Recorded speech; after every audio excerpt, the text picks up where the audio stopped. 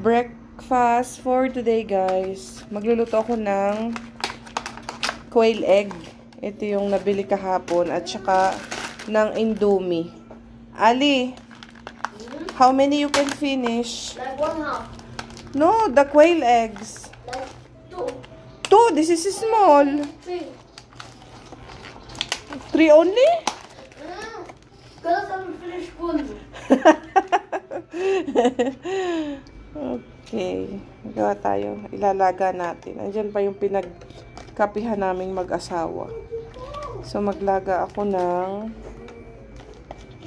mga ilan, 10. Kasi meron pa namang 3 Indomie. 3 Indomie lagi. Ubus namin ni Ali. 2, 4, 6, 7, 8, 9, 10. So, tig 1.5 kami ni Ali sa Indomie. Sinisipon ako. Nagising akong nagsisisipon. Ayan. So, ito na lang yung breakfast namin. Hello, people. Ito ulit ang suot ko. Okay lang. Malinis pa naman. Suot ko kahapon. Sinuot ko ulit. Galing kami sa labas ni Ali. Kasi kumuha ako ng sustento. Or sustento ba yun?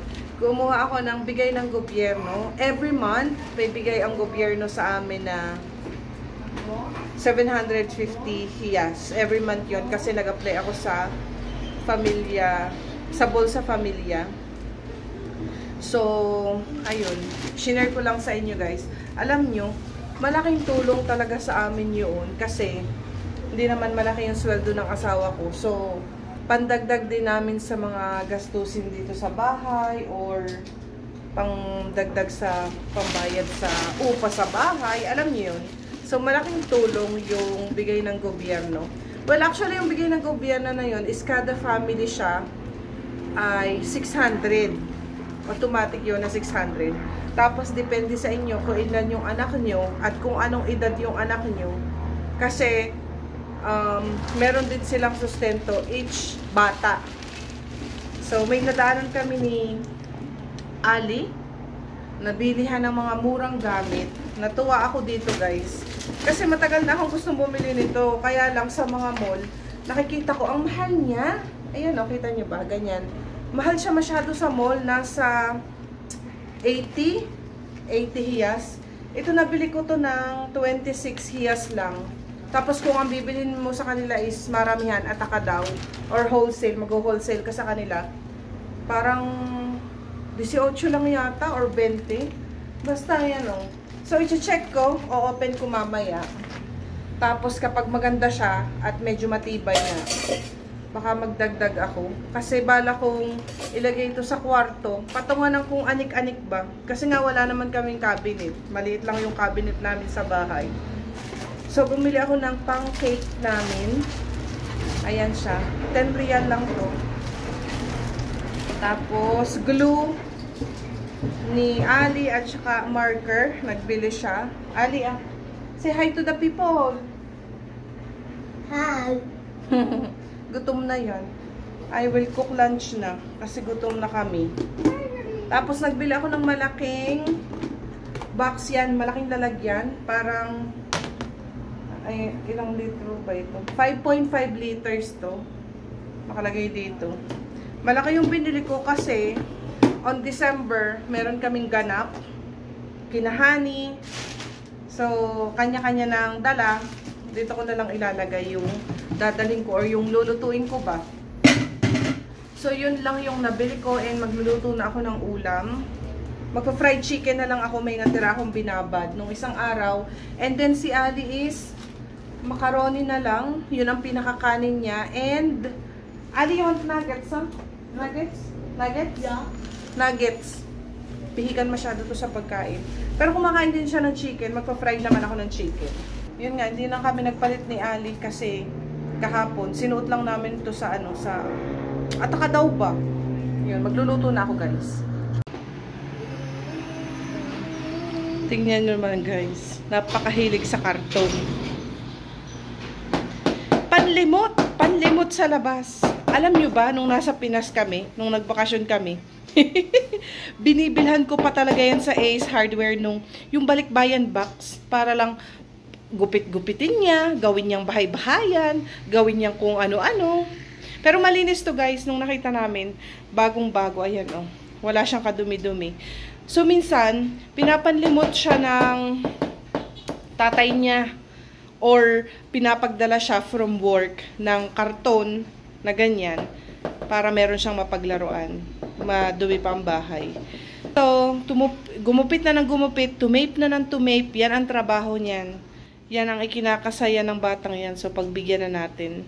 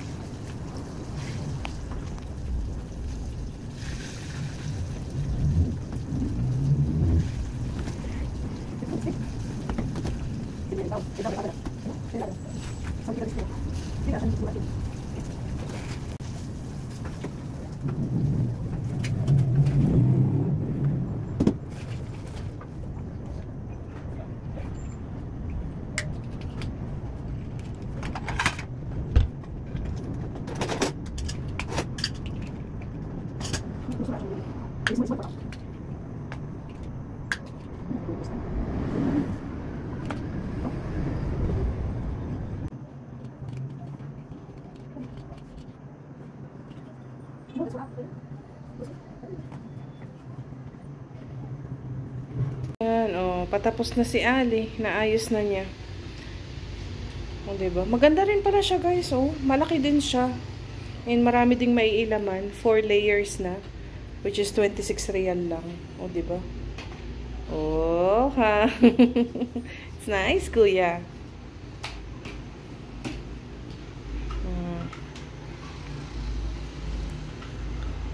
Maano na talaga tong batang to. Maaasahan na talaga si Ali. Big boy na. Diba? Siya na ang nag-assemble. Oh. Hindi ko alam kung ano ilalagay ko. Pero mamaya sa room check ko. Siguro mga laruan nito. Depende. Kasi puro kalat-kalat. Thank you, kuya. It's nice. You push it like this, then you're gonna fold like this. And the food gonna... Not food. We will put inside the room. What we're gonna put inside? I don't know. I will check later. We will put the toys. Maybe your toys. Maybe. We will check. You like it? You will put your toys? Huh? You like it? You will put your toys? Yeah. It's like gun. Let's eat na. Hoy, eat na tayo.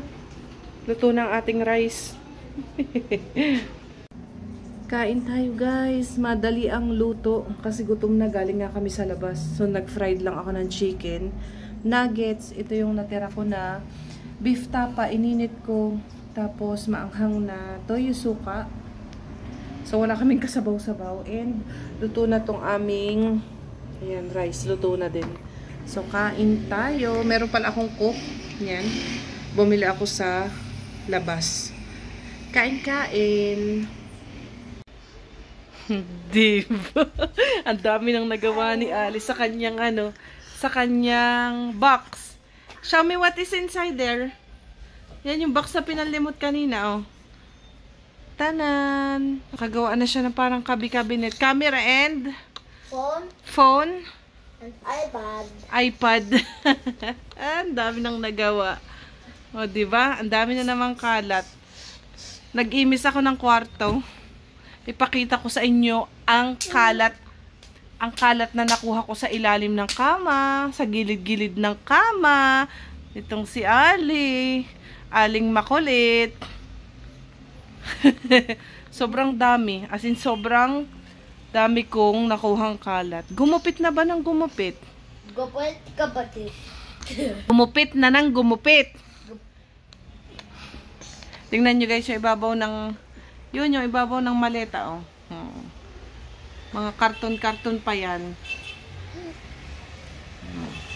Ayan guys, oh. Isang malaking plastic na punong-puno ng karton. Obvious naman. Mga papel na ginupit-gupit. Sobrang dami kong nakuha sa ilalim ng kama, sa gilid-gilid ng kama. O, diba? Everyday naman kami nagtatapon ng basura. Yung asawa ko bumababa tuwing gabi. So, gabi ang tapon ng basura. Madaling araw kinukuha dito sa mga street. And gumawa pala ako ng Zalabia. Ito siya. Merienda ni Mr.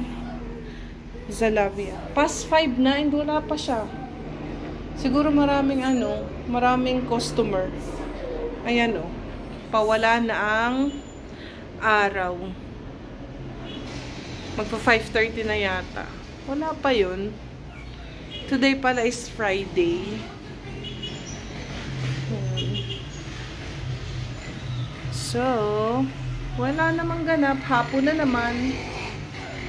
Wala namang ganap-ganap sa buhay.